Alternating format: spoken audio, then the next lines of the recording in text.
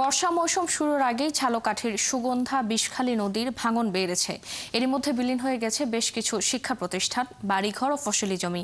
হুমকিতে আছে cyclone shelter, অনেক শিক্ষা প্রতিষ্ঠান, মসজিদ, মাদ্রাসা, হাটবাজার সহ বিভিন্ন স্থাপনা। আর বাড়িঘর, সহায় সম্পদ হারিয়ে নিঃস্ব হয়েছে অসংখ্য মানুষ। তরুণ সরকারের তথ্য ছবিতে প্রতিবেদন। দিন দিন ভাঙনের তীব্রতা বাড়ছে ঝালকাঠির সুগন্ধা ও বিষখালী নদীতে। এরই মধ্যে বিলীন হয়েছে নদীপাড়ের কয়েকশো একর ফসলি জমি। পানিতে ভেসে গেছে গাছপালা, বাড়িঘর সহ বিভিন্ন স্থাপনা। আর ভিটেমাটি হারিয়ে নিঃস্ব হয়েছে ঝালকাঠি সদর, নলছিটি, রাজাপুরের বিভিন্ন এলাকার শতাধিক পরিবার। নদী ভাঙনে বিলীন মঠবাড়ি মাধ্যমিক বিদ্যালয়, লঞ্চঘাট, বাদুরতলা ও কাচারি বাজার এবং একটি সাইক্লোন শেল্টারও। এতে আতঙ্কে আছেন নদী পাড়ের বাসিন্দারা। অনেকেই আশ্রয় নিয়েছেন সরকারি রাস্তায় কিংবা অন্যের বাড়িতে।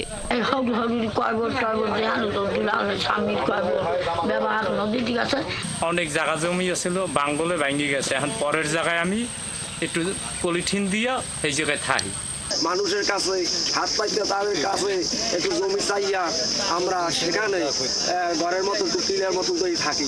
এলাকার মানুষ বলছেন, যেভাবে নদীর পাড় ভাঙছে এতে এলাকার অনেক শিক্ষা প্রতিষ্ঠান, মসজিদ, মাদ্রাসা, ঈদগাহ সহ বিভিন্ন গুরুত্বপূর্ণ স্থাপনা খুব দ্রুত পানিতে তলিয়ে যাবে।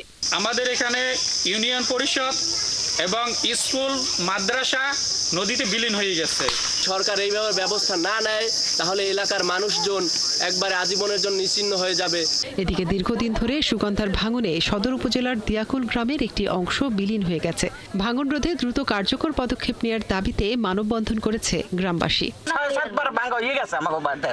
আমরা কোথায় থাকবো, কি করবো? সরকারের দ্বারা আবেদন জানাইছি যে আমরা এই নদী ভাঙন থামাইবে। নদী ভাঙন বেড়ে যাওয়ার কথা স্বীকার করে ঝালকাঠি পানি উন্নয়ন বোর্ডের নির্বাহী প্রকৌশলী জানান, ভাঙন রোধে এরই মধ্যে কয়েকটি প্রকল্পের কাজ চলছে। ঝালকাঠি জেলার ঝালকাঠি সদর এবং নলছিটি উপজেলা 7টি স্থানে বর্তমানে আমরা নদীটি সংরক্ষণ বাস্তবায়ন করছি। প্রকল্পটি 2027-এর মধ্যে বাস্তবায়িত হবে। প্রকল্পটি বাস্তবায়িত হলে উক্ত স্থানে যে ভাঙন প্রভাবিত স্থানগুলো আছে সেগুলো প্রোটেকশন হবে বলে আমরা আশা করছি।